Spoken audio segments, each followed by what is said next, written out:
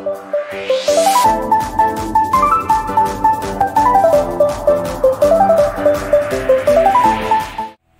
kita berdoa.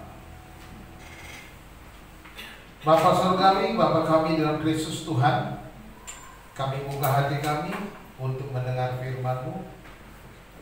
Biarlah Engkau curahkan hadiran kuasa-Mu dan Roh-Mu yang kudus ya Tuhan di tengah-tengah umat-Mu, sehingga firman yang kami dengar dapat kami pahami, dapat kami mengerti, dan kami boleh hidup sebagai sahabat-sahabat. Terima kasih Bapa, kami berdoa di dalam nama Tuhan Yesus Kristus. Haleluya. Amin. Salam. Kurang semangat. Salam. Puji Tuhan. Saudara-saudara, hari ini kita merayakan hari Pentakosta, hari turunnya Roh Kudus. Kita bersama-sama bersyukur oleh karena Roh Kudus yang dicurahkan kepada kita sudah mendiami kita dan kita bisa menjadi sahabat bagi Kristus. Ya. Tanpa Roh Kudus kita tidak mungkin menjadi sahabat Kristus. Ya. Hari ini judul khotbah saya tentang sahabat Kristus. Saudara-saudara, sahabat adalah seorang yang memiliki hubungan yang sangat dekat dan saling percaya. Itu syaratnya. Menjadi sahabat berarti kita memiliki hubungan yang sangat dekat dan kita saling percaya. Kita bisa punya banyak teman atau kawan, ya, bisa punya, tetapi tidak banyak yang dapat menjadi sahabat kita, yang kita bisa percaya, yang punya hubungan khusus dengan kita. Seorang sahabat mungkin bisa jadi menjadi tempat curhat, ya, tempat kita bercerita, tempat kita bersama-sama untuk mencurahkan segala pergumulan kita, kegalauan kita mungkin, ya. Kita perlu memiliki sahabat-sahabat yang bisa kita percaya. Kalau saudara belum punya sahabat, milikilah sahabat dan jadilah seorang sahabat. Artinya saudara harus bisa dipercaya. Kalau saudara ember bocor, ya nggak bisa dipercaya. Ya, diisi air, tumpah airnya, gitu kan? Artinya ketika saudara mendengar dari teman saudara, saudara sebarkan segala keburukan teman saudara, itu namanya ember bocor, ya. Yang tidak bisa jadi sahabat. Tetapi seorang sahabat dia akan menjaga, dia tidak akan menceritakan apa yang didengar tentang sahabatnya, tetapi dia menyimpannya. Hanya mereka berdua, ya. Saudara-saudara, kita memang mengenal Kristus melalui Alkitab, kita belajar firman, kita tahu siapa Yesus. Nah, apakah kita sudah menjadi sahabat Yesus? Ini menjadi pertanyaan penting bagi kita, ya. Seharusnya kita yang ada di dalam ruangan ini, kita yang memberi hidup kita kepada Tuhan adalah sahabat-sahabat Yesus. Artinya saudara punya hubungan khusus dengan Tuhan, punya hubungan pribadi dengan Tuhan. Saudara bisa bercerita dengan Tuhan apa yang menjadi pergumulan saudara, seperti saudara menceritakan kepada teman saudara. Kita belajar bersama-sama dari kitab Injil Yohanes pasal 15 ayat 12 sampai ayat yang ke-17. Mari kita buka bersama-sama, ya. Yohanes 15 ayat 12 sampai ayat 17. Saya baca ayat 12, saudara-saudara sekalian ayat 13, demikian seterusnya sampai ayat yang ke-17. Kita bergantian. Saya mulai. Yohanes 15 ayat 12 sampai 17. Inilah perintahku, yaitu supaya kamu saling mengasihi seperti aku telah mengasihi kamu. Tidak ada kasih yang lebih besar daripada kasih seorang yang memberikan nyawanya untuk sahabat-sahabatnya.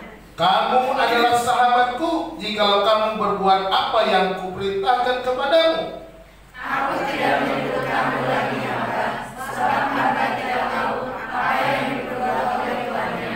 Tetapi aku menyebut kamu sahabat, karena aku telah memberitahukan kepada kamu segala sesuatu yang telah benar dari Bapa-Ku. Bukan kamu yang memilih aku, tetapi akulah yang memilih kamu. Dan aku telah menetapkan kamu supaya kamu pergi dan menghasilkan buah, dan buahmu itu tetap, supaya apa yang kamu minta kepada Bapa dalam namaku diberikannya kepadamu. Inilah perintahku kepadamu, kasihilah seorang anak yang lain. Amin. Puji nama Tuhan. Saudara-saudara, hari ini kita akan belajar siapakah sahabat Kristus itu. Kita akan mengenali ciri-ciri sahabat Kristus melalui perkataan Yesus yang sudah kita baca dalam Injil Yohanes ini. Kita melihat ada 3 ciri utama yang disebut sahabat Kristus. Ya, yang kita bisa baca tadi, kita pelajari dari Injil Yohanes pasal 15 ayat 12 sampai yang ke-17. Yang pertama cirinya memiliki sifat saling mengasihi. Ini sifat seorang sahabat Kristus itu adalah saling mengasihi. Ini dia ayat 12 sampai 14 dengan jelas Tuhan Yesus berkata, inilah perintahku. Jadi Tuhan Yesus berkata, ini perintahku, this is my command. Inilah perintahku, apa? Yaitu supaya kamu saling mengasihi seperti aku telah mengasihi kamu. Supaya kamu saling mengasihi, dikata. Tidak ada kasih yang lebih besar daripada kasih seorang yang memberikan nyawanya untuk sahabat-sahabatnya. Kamu adalah sahabatku, kata Yesus. Kamu adalah sahabatku jikalau kamu berbuat apa yang kuperintahkan kepada. Jadi jelas sekali Tuhan, kamu menjadi sahabatku kalau kamu melakukan semua perintahku. Perintahnya apa? Hendaklah kamu saling mengasihi. Jadi dalam ayat 12 ini kita lihat jelas kok dikatakan perintahnya saling mengasihi. Jadi kata kuncinya di sini adalah kata saling. Ya. Ini menjadi penting, saling. Jadi bukan bertepuk sebelah tangan. Hendaklah kamu saling mengasihi, artinya mengasihi satu sama lain. Kita harus mengasihi satu dengan yang. Kalau kita berkata kita sahabat Yesus, tetapi kita membenci satu sama lain atau membenci seseorang, tidak mau mengasihi. Kalau tidak mau mengasihi, tidak membenci tapi tidak mau mengasihi, itu sama juga dengan tidak menuruti perintah Kristus. Tidak menuruti perintah Yesus berarti tidak mengakui bahwa dirinya adalah sahabat Yesus. Kamu adalah sahabatku, kata Tuhan, jikalau kamu menuruti segala perintah. Perintahnya apa? Hendaklah kamu saling mengasihi.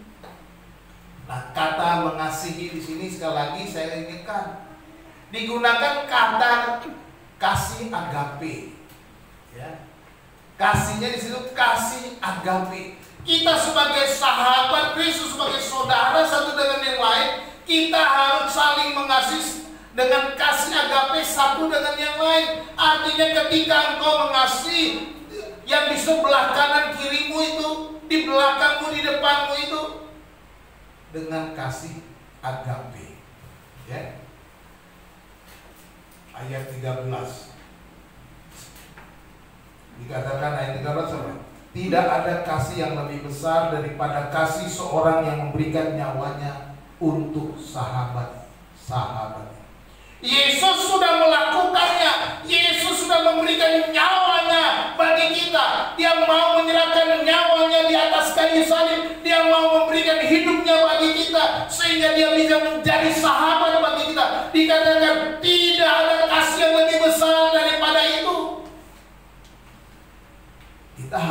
ada di Kristus. Kita harus juga mau mengasihi dengan kasih yang sama, kasih yang tanpa pamrih, kasih yang tidak menuntut balasan, kasih yang memberi, kasih yang melakukan, bukan mau menerima, bukan mau menuntut, bukan mau meminta supaya dia lebih diperhatikan daripada orang lain. Inilah kasih itu. Kasih yang benar-benar memberi. Artinya apa? Kasih ini bergantung kepada diri kita, bukan bergantung kepada orang lain, bukan bergantung kepada saudara kita. Kasih yang benar-benar dari diri kita, mengasihinya, saling mengasihi. Jadi kalau masing-masing pribadi lepas pribadi dapat mengasihi tanpa pamrih, dapat mulai dari dalam dirinya, bergantung kepada diri, maka terjadilah persaudaraan itu yang kudus. Itu baru namanya kasih Allah itu dinyatakan. Ya. Jadilah kehendakmu di bumi seperti di sorga. Itu terjadi karena apa? Karena kita sudah saling mengasihi tanpa pamrih, karena kita mulai dari diri kita. Kalau mau menjadikan doa Bapa kami terwujud, ya itu. Kan kita doa apa? Jadilah kehendakmu di bumi seperti di sorga. Sebagaimana Bapa mengasihi anaknya, anak mengasihi Bapa. Nah, itu terjadi di bumi. Dengan apa? Dengan kita saling mengasihi, dengan berkorban. Kasih haruslah berkorban. Kata kunci ayat 13 itu memberikan nyawa. Wah, bagaimana mungkin saya memberikan nyawa saya, Pak? Ya, Yesus sudah memberikan nyawanya. Kita bagaimana? Kita pun harus siap, artinya. Bukan berarti juga nyawamu akan hilang.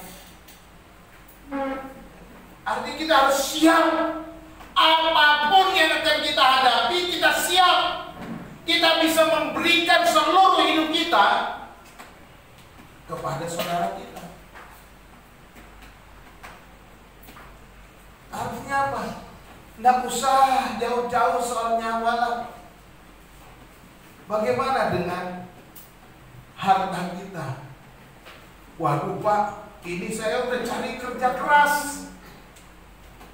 Mana mungkin Pak, ya harta saya cari, kalau dia ya buat dia cari sendiri, dia kerja. Memang. Tapi ada kalanya kita juga mau memperhatikan orang yang membutuhkan, mau memperhatikan orang-orang yang lemah. Itu beda dengan orang-orang yang malas memang. Orang-orang yang lemah, orang-orang yang tak berdaya, orang-orang yang kekurangan, kita perlu perhatikan. Ini baru namanya mengasihi. Bukan hanya sekedar berbicara, kita perlu perhatikan. Beberapa waktu yang minggu lalu, saya nggak korban di sini ya, Wahana yang korban.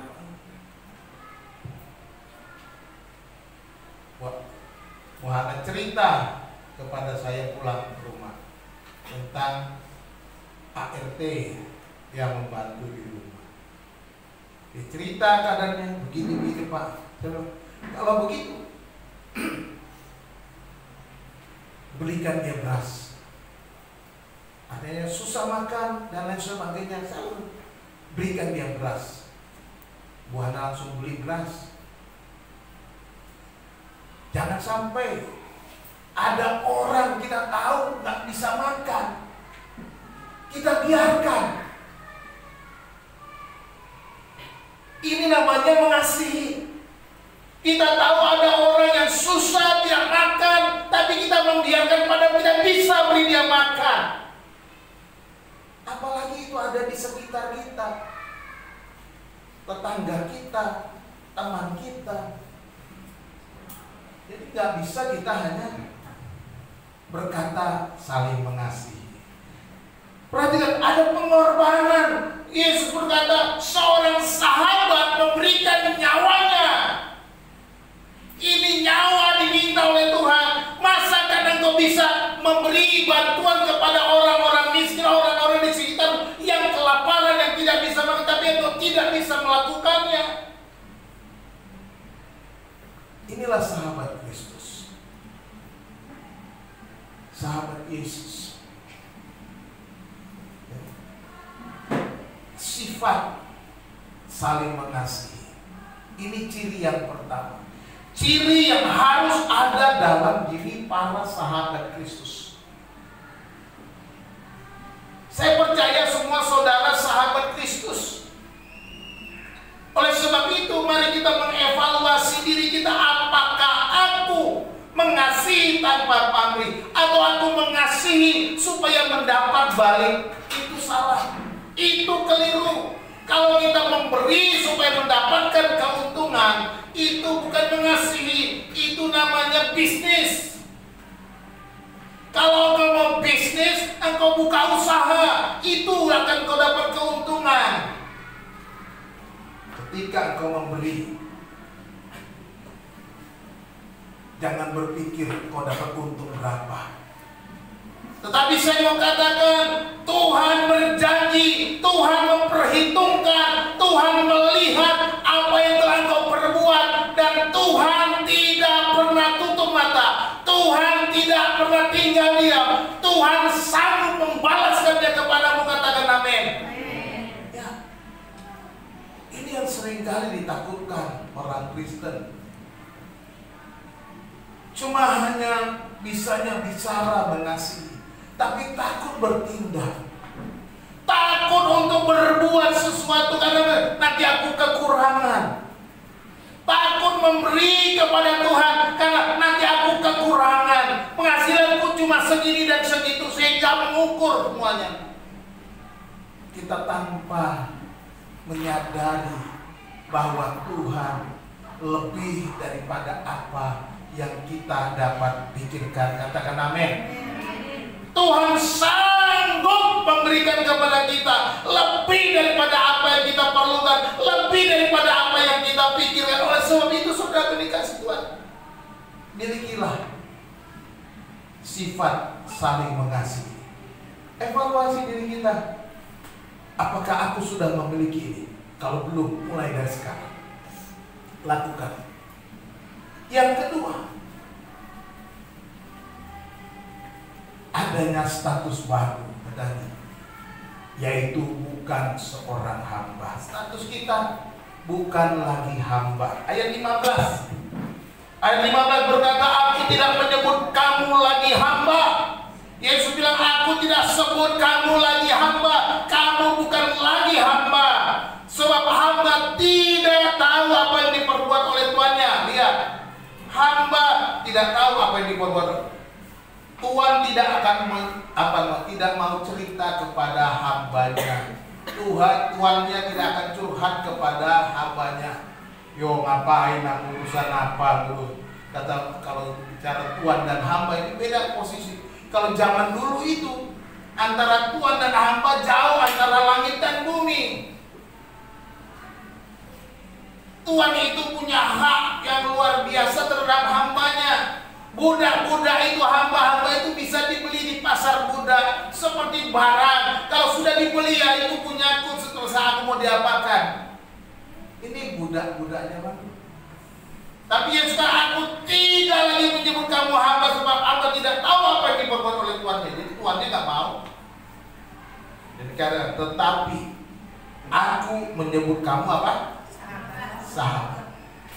Aku menyebut kamu sahabat karena aku telah memberitahukan kepadamu segala sesuatu yang telah kudengar dari Bapakku. Yesus bilang, aku beritahukan kepadamu segala sesuatu yang kudengar dari Bapa. Tidak ada rahasia lagi. Aku akan ceritakan semuanya. Aku akan sampaikan apa yang ku dengar dari Bapa. Ya. Kita memiliki status yang baru, menjadi orang merdeka. Ya. Menjadi orang merdeka. Menjadi orang menjadi sahabat Kristus, kata, tidak lagi menjadi hamba, tetapi menjadi orang merdeka. Seperti saya jelaskan tadi, hamba itu atau kata doulos itu digunakan di sana dalam bahasa Yunaninya doulos, itu budak-budak. Kalau kita mau beli budak, bisa beli. Jadi seorang budak itu dihargai seperti benda-benda mati, ya, seperti binatang-binatang. Kalau kita beli sapi di pasar sapi, beli aja gitu. Kalau kita beli sapi, sapinya ikut kita kan, ya, sapinya disuruh macul di sawah nurut kan gitu kan, nggak bisa melawan sapi. Kira-kira gitu. Budak itu statusnya sama, nggak punya hak apa-apa. Makanya seringkali ada budak yang lari dari tuannya karena tidak tahan. Mungkin karena ditindas oleh tuannya terlalu keras. Sering kali terjadi budak-budak yang lari karena ditindas, dianiaya. Dan ketika dia ditindas, dianiaya, dia tidak punya hak untuk membela. Dia tidak punya hak. Dan ketika dia lapor kepada siapapun, kepada pihak keamanan dimanapun, dia tidak punya hak.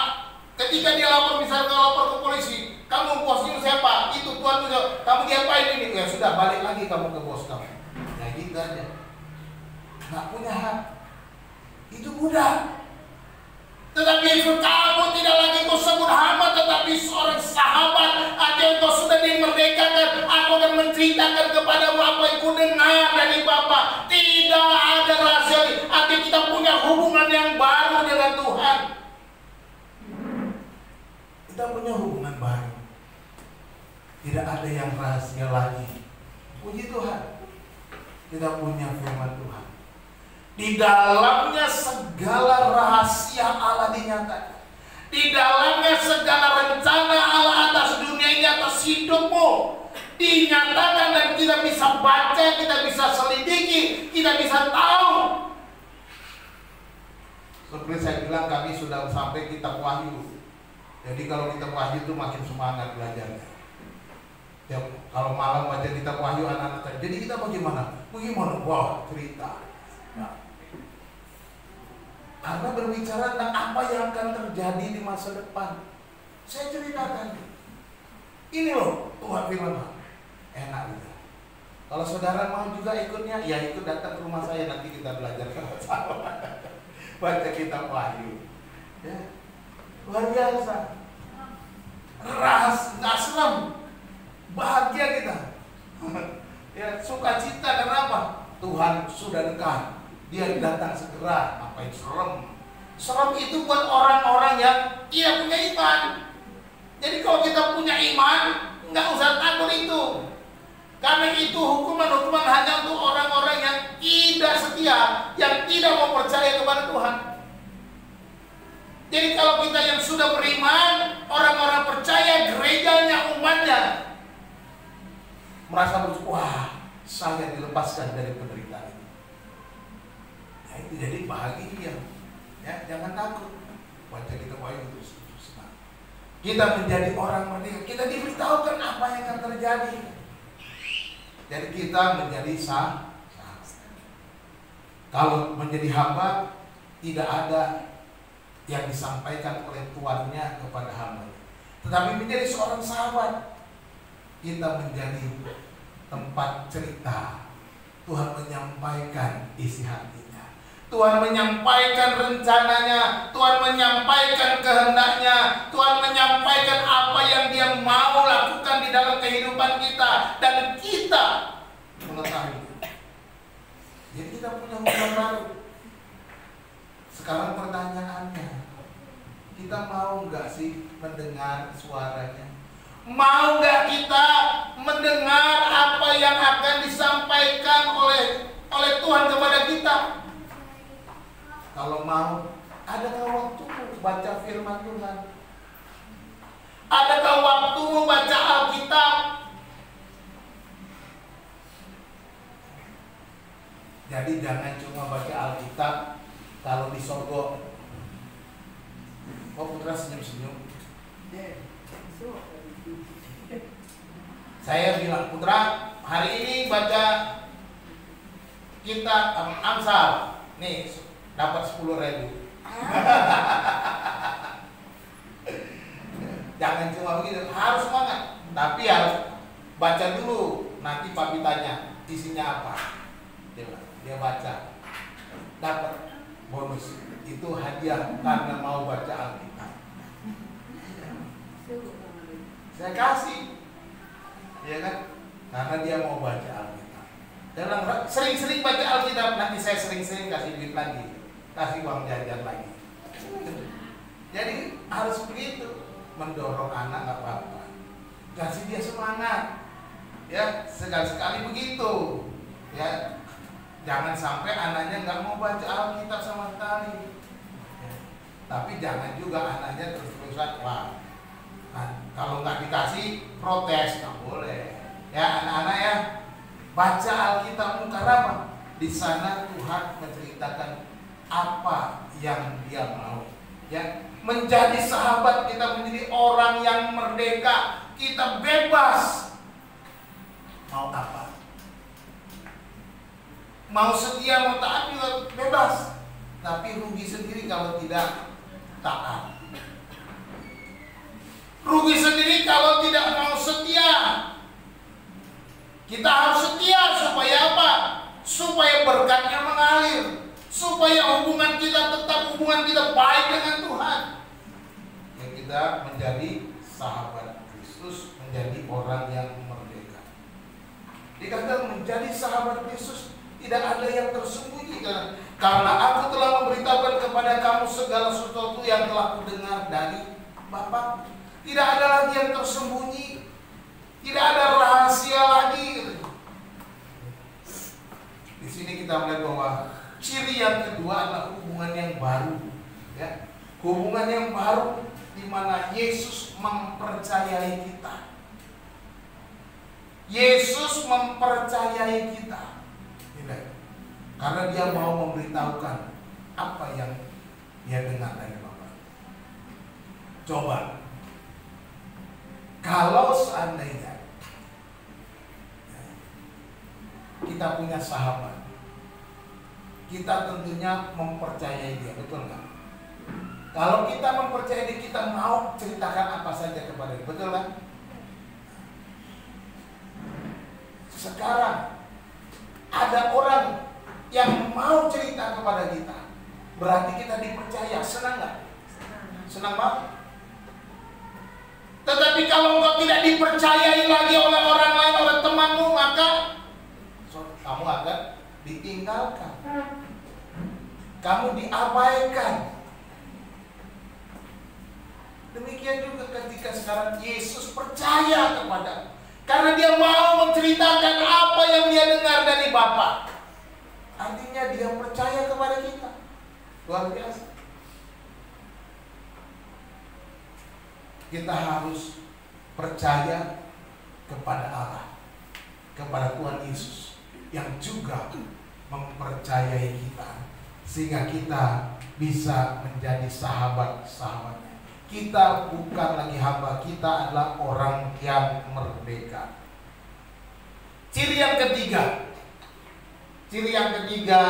ini punya hasil, produknya tetap berbuah. Ini ciri yang ketiga sahabat Kristus. Dikatakan ayat 16, bukan kamu yang memilih aku, tetapi akulah yang memilih kamu. Dan aku telah meletakkan kamu supaya kamu pergi dan menghasilkan buah, dan buahmu itu tetap, supaya apa yang kamu minta kepada Bapa dalam namaku diberikannya kepadamu. Jelas bahwa kita adalah orang pilihan. Yesus bilang, bukan kamu yang memilih aku, tetapi akulah Akulah yang telah memilih kamu. Jadi kalau kita ada di tempat ini, kalau kita boleh menjadi sahabat Kristus, karena Dia telah memilih, bukan karena kita yang pilih. Ya, Dia yang pilih kita. Seperti di dalam ayat sebelum, Dia mempercayai kita. Karena Dia pilih kita, Dia menganggap kita sebagai orang yang dapat dipercaya. Halo, betapa bersyukurnya kita dipilih sebagai orang yang dapat dipercaya. Akulah yang telah memilih kamu, dan aku telah menetapkan kamu supaya kamu pergi dan menghasilkan buah. Jadi ketika kita menjadi orang pilihan, the chosen, Yesus memilih dan menetapkan kita, maka kita menjadi wakil Kristus, seorang duta Kristus. Kita menjadi orang pilihan Kristus, berarti kita ada duta Kristus seperti seorang yang menjadi seorang duta besar.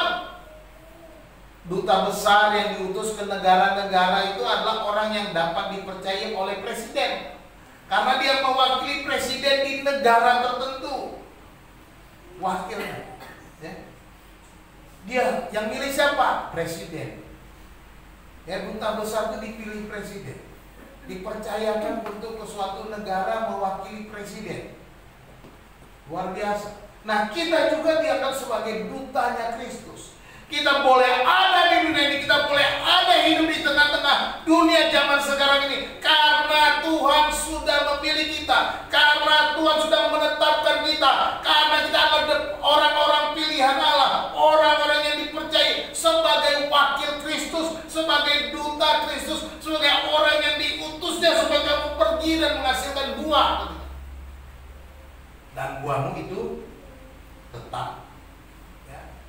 Artinya orangnya produktif, tetap berbuah. Kata buahmu itu tetap, gitu ya, digunakan katanya, kata digunakan itu tinggal tetap, gitu ya, menetap. Artinya seperti pohon itu, pohon ada selalu buahnya, gitu, selalu berbuah-buah. Bagaimana supaya pohon selalu berbuah? Mazmur pasal 1 bunyinya, ya. Ya, Mazmur pasal 1. Coba baca Mazmur 1 ayat 1, 2, 3. Silakan satu orang yang sudah dapat baca Mazmur pasal 1 ayat 1, 2, dan 3.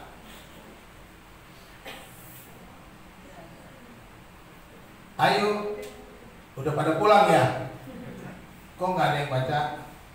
Monggo, yang keras. Berbahagialah orang yang tidak berjalan menurut nasihat orang fasik, yang tidak berdiri di jalan orang berdosa, dan yang tidak duduk dalam kumpulan pencemooh. Tetapi yang kesukaannya ialah Taurat Tuhan, dan yang merenungkan Taurat itu siang dan malam.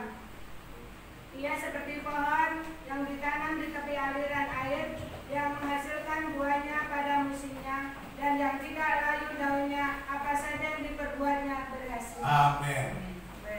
Seperti pohon yang ditanam di tepi aliran air, yang menghasilkan buahnya pada musimnya, yang tidak pernah layu daunnya, apa saja yang diperbuatnya berhasil.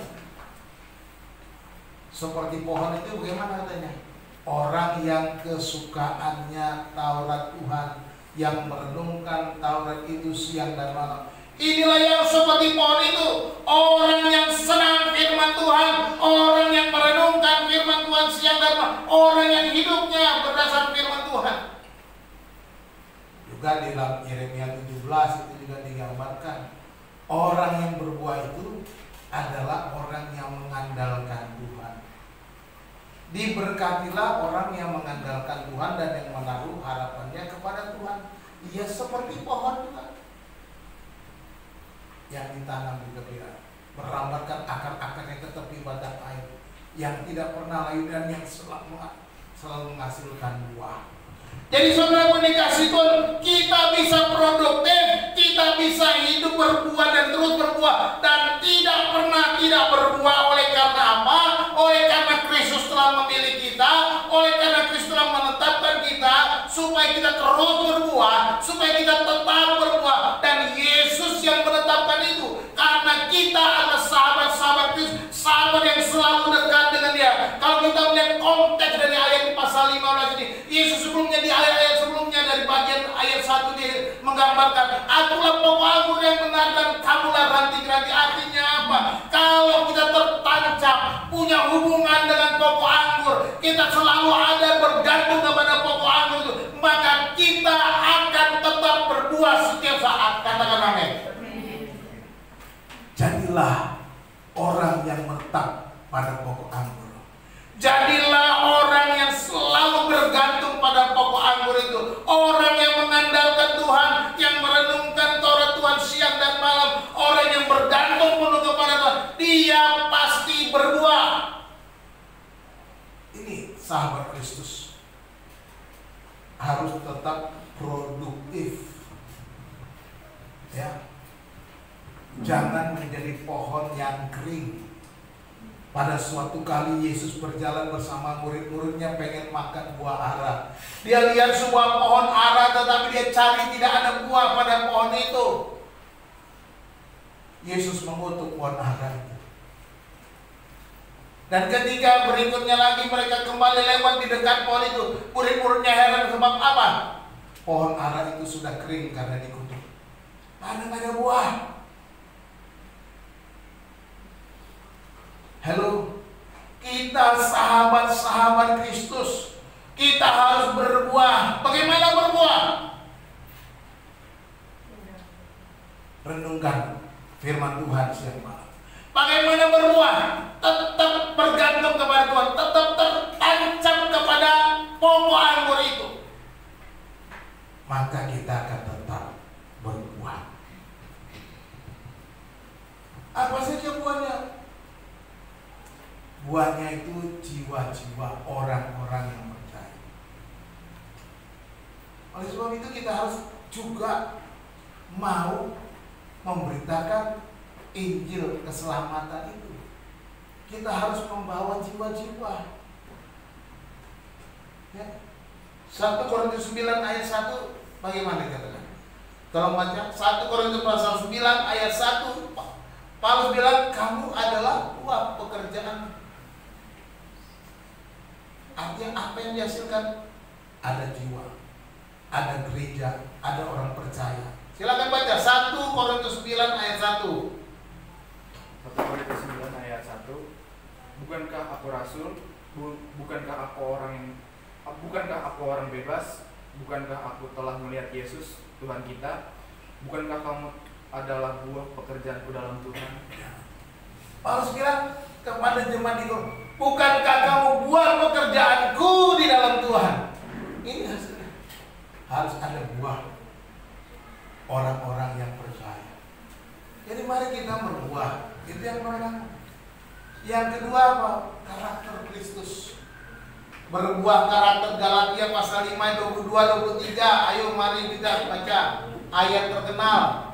Galatia pasal 5 ayat 22 dan 23. Tetapi buah roh ialah kasih karunia, jangan buru-buru. Ayo baca Galatia 5 ayat 22-23.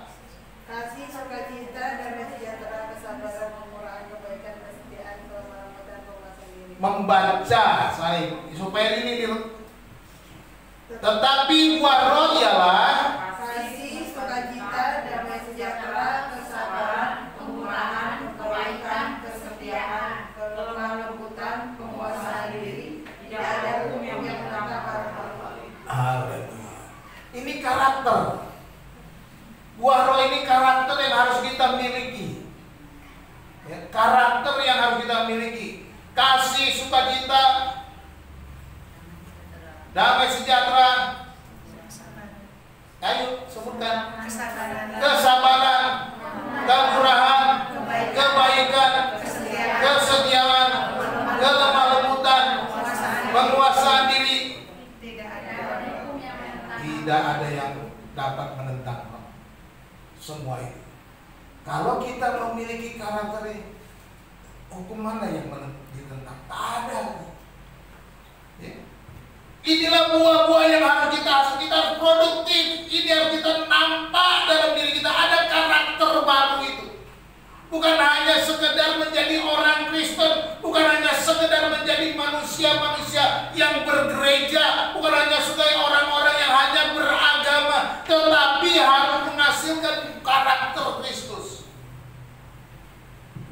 Karakter Kristus. Jadi kita akan tetap berbuah. Artinya ketika orang melihat kita, dia melihat buahnya. Seperti kita melewati sebuah pohon dan kita, wah ada buahnya. Seperti itu. Jadi ketika kita dilihat orang lain, apa buahnya? Apa buah yang bisa orang lain bisa petik dari kehidupan kita? Apa buah yang orang bisa ambil, bisa manfaatkan dari kehidupan kita? Harus ada. Ini hari Pentakosta, hari pencurahan Roh Kudus. Roh Kudus sudah dicurahkan, Roh Kudus sudah diberikan kepada kita, Roh Kudus sudah tinggal di dalam kita. Bukankah Roh Kudus dikatakan ada juga adalah memberikan kita kemampuan untuk bisa menjadi berkat. Allah sendiri berdiam di dalam kita dengan perantaraan Roh-Nya. Luar biasa. Di mana karakter Kristusnya yang harus kita miliki? Kita bilang kita sudah dipenuhi Roh Kudus. Kita mengaku kita sudah didiami Roh Kudus, tapi kita tidak menghasilkan karakter air ilahi. Kita tidak menghasilkan karakter yang Tuhan mau. Ayat ini harus dibaca tiap hari. Kalau perlu ditulis, dibawa kemana-mana, ya, supaya saudara, mana yang hari ini yang saya belum ada, supaya kita semakin bertumbuh, berbuah. Ini ciri yang ketiga yang harus kita ingat dengan baik sebagai sahabat Kristus. Jadi kita harus tetap berbuah, menghasilkan buah untuk kemuliaan Tuhan, bukan untuk kita, memuliakan Tuhan. Kesimpulannya, ya, ada 3 ciri sahabat Kristus. Yang pertama apa? Saling mengasihi. Yang kedua, jangan diintip di situ dong. Yang kedua, status baru, bukan hamba. Yang ketiga, barusan dengar komando, produktif. Apa produknya apa? Tetap berbuah. Saya tak tayangkan dulu supaya saudara mikir. Kalau ditayangkan itu tinggal baca, seperti Abner tinggal ngelirik ke situ. Ya baca di laptop. Jangan baca dulu, diingat dulu. Supaya apa? Pulang diingat firman Tuhannya. Jangan diingatnya, Pak Ferdinand korbannya marah-marah. Pak Ferdinand korbannya ketawa-ketawa. Yang itu. Ingat 3 macam itu. Ada 3 ciri sahabat Kristus. Pertama, sifat Kristus seperti sifatnya apa? Saling mengasihi. Harus ada sifat Kristus itu. Dan kedua, ciri yang kedua adalah statusnya bahkan menjadi orang merdeka, bukan lagi hamba. Yang ketiga, produktif, artinya tetap berbuah. Itu yang tulisan kecil-kecil kelihatan nggak? Nggak bisa digedein, soalnya udah maksimal ya.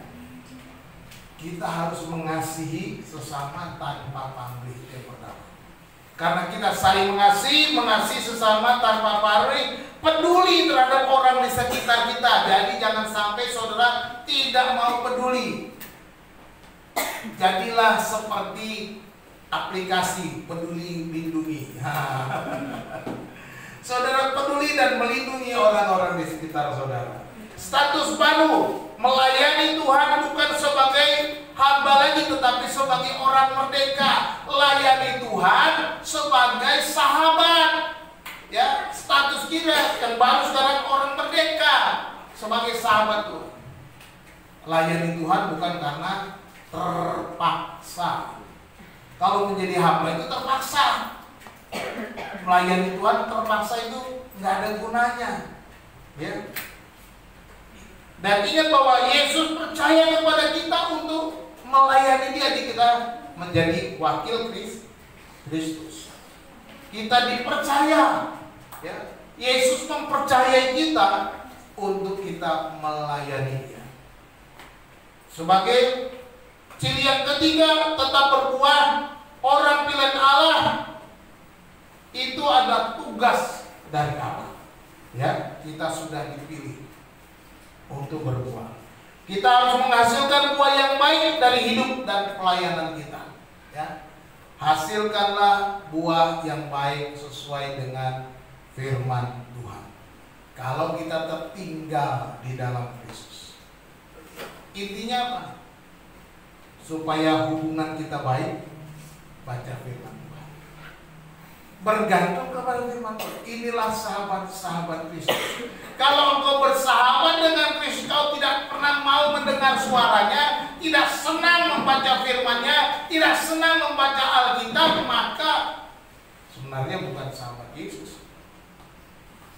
Ya, saudara cuma menjalankan kehidupan beragama.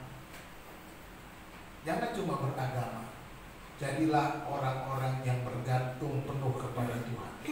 Tuhan Yesus memberkati kita. Kita berdoa.